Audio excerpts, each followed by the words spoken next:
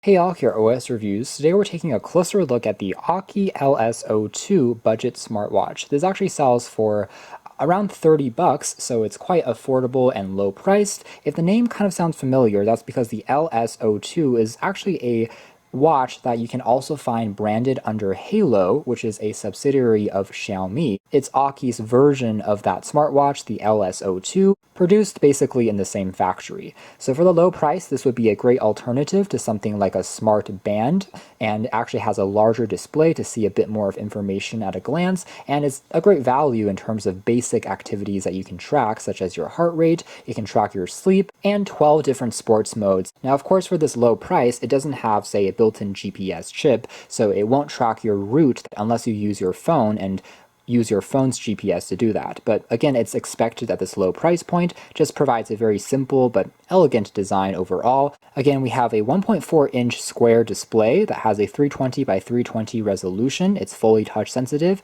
It's an IPS LCD display, and the watch is rated to be IP68 for water resistant, so you can still use it when it's raining outside if you splash it with water or take it to a shower, and it should still survive. This one getting upwards of 20 days before you need to recharge it again is going to be quite impressive if you want more of an endurance champion compared to, say, an Android Wear or an Apple Watch that you may have to recharge every night or two. Packaging is very simple, and inside of the sleeve we have just a pamphlet that you can open up to reveal the smartwatch. The cable here is magnetic, and again, it easily sticks onto the back of the watch to quickly top it up. And there is also just a quick user guide with a companion app that you can scan to download the app for iOS or Android. On first impressions, it is a very lightweight smartwatch, but the glass here does have some nice 2.5D curves to it, as you can see there, kind of shimmers when hitting the light at the corners, making it actually feel pretty sensitive as you're swiping along.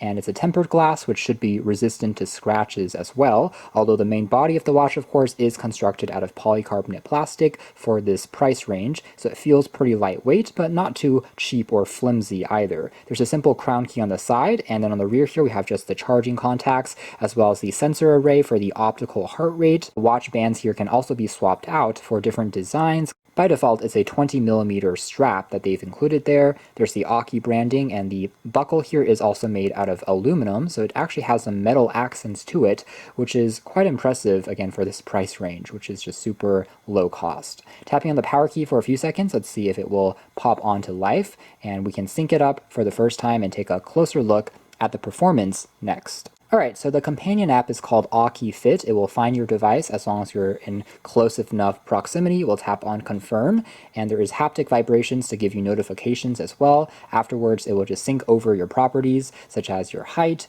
as well as your goal for number of steps you want to walk to calibrate the watch, telling us the battery percentage remaining in the watch, as well as whether you want certain notifications like incoming calls to be passed through to the watch when we're connected using Bluetooth, although there is no built-in microphone. So again, if you want to answer the call, you still have to place it with your phone, but you can reject it if you want to from the watch's display.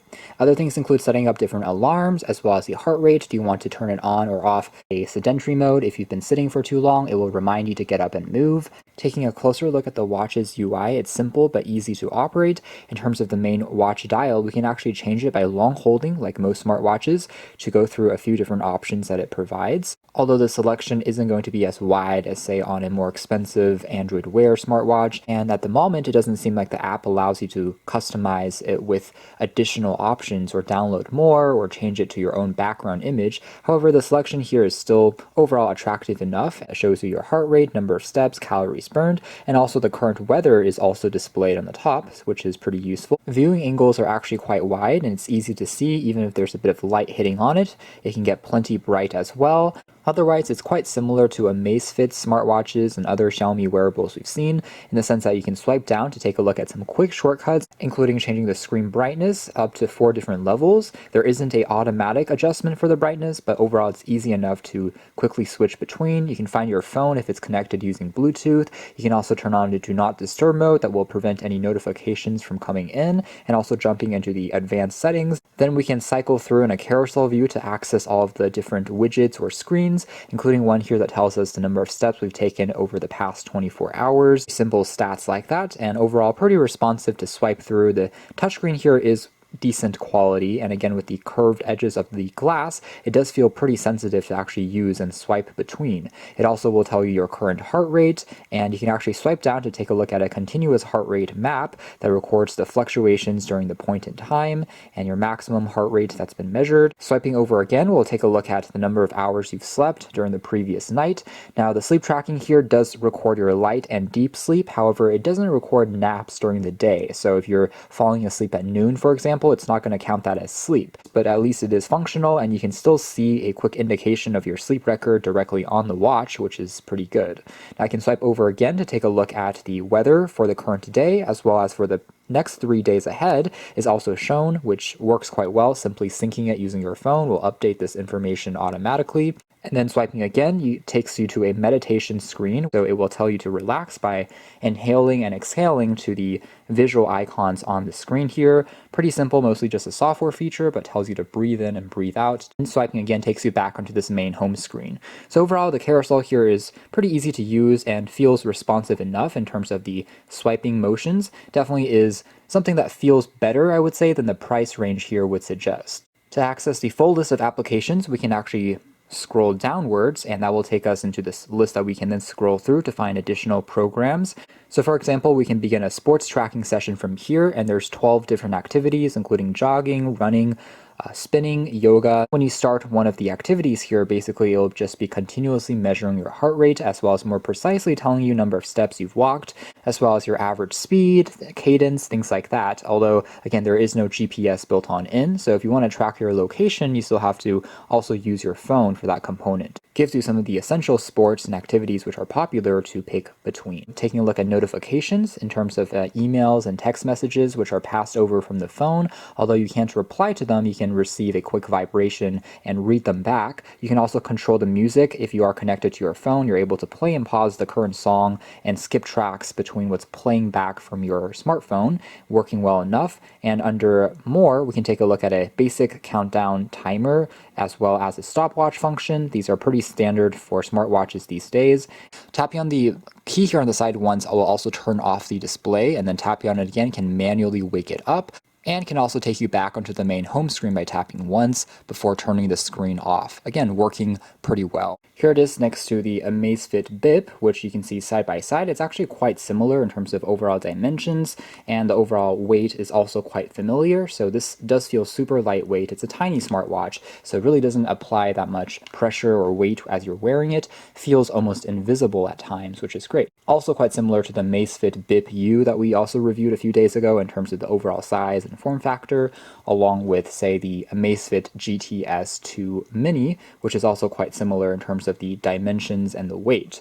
So if you're comparing it with the larger smartwatch, like say a TicWatch Pro, you can really get an idea of the huge difference there in terms of the size. Talking a bit more about the performance and accuracy of the sensors next, I found the pedometer to actually work surprisingly well in my testing. So it's actually quite accurate. When I took 100 steps, it usually got around 95 to 98 steps. So it never really overcounted my steps, but was close enough within the margin of error that I found it to be comfortable to use as an estimation of how much I'm moving throughout the day. The heart rate monitor is also fairly accurate. Usually takes around 10 seconds to get a measurement, and I'm pretty much hitting the same numbers that I'm seeing from the other wearables that I've been trying out recently. So again, this is an area where it is doing a pretty good job using the optical sensors, not too far off. In terms of the sleep tracking, I would say it's probably the weakest element in terms of accuracy. It still is good if you're sleeping, again, around the usual hours at night, but if you tend to have, again, some naps during the day, or if sometimes you're lying in bed but you're not actually sleeping yet, it may sometimes still track that as sleep. So this part isn't going to be industry leading. It's not medical grade accuracy. However, it still gives you an okay estimation, I would say. Revisiting the main home screen of the app for a moment, you can pretty easily pull down just to refresh and sync the data once your Bluetooth watch is connected, and you can see how much you've walked at different points in time, calories burned. It's a very simple app. More than anything, it's just saving your data from the watch over, and that is pretty much it. Same thing goes with heart rate. It tells you your resting heart rate and at what different stages of the heart rate zone you are in during different parts at time, which does work quite well, and also your sleep can be more closely monitored using the app here. The second tab, which is called Sport, allows you to begin a sport session directly from the smartwatch, and using your phone's GPS, it can track the location if you also carry your phone with you when you're running, for example. Although, again, you aren't able to really, say, change the watch dial or download more options from the app at the moment. However, it is pretty easy to sync, again, your basic stats. So that's more or less it as far as our hands-on review of Aukey's version of the LS02, basically the same smartwatch that was released by Haylou and Xiaomi. It still remains an excellent value at the end of the day for a super lightweight smartwatch with a UI that does feel surprisingly polished for the price point. If all you need is something ultra lightweight that can last you for a while between charges, telling you the time, as well as basic heart rate data, sleep data, and light notifications, this will do the trick. But of course, it's not going to be the most advanced model in terms of missing a few sensors like, say, SpO2 blood oxygen, or skin temperature, or blood pressure. Of course, those are more advanced features that you won't get here in addition to GPS. But for, again, the price range, it's hard to complain when you compare it with the competition. It is actually very attractive. Again, basically a larger display than many of the smart bands or bracelet on the market, but also working quite well as a casual smartwatch. So you can check out more details if you're interested in the links down below, but for now, that's been our video. Thanks for watching here at OS Reviews. That's been the LS02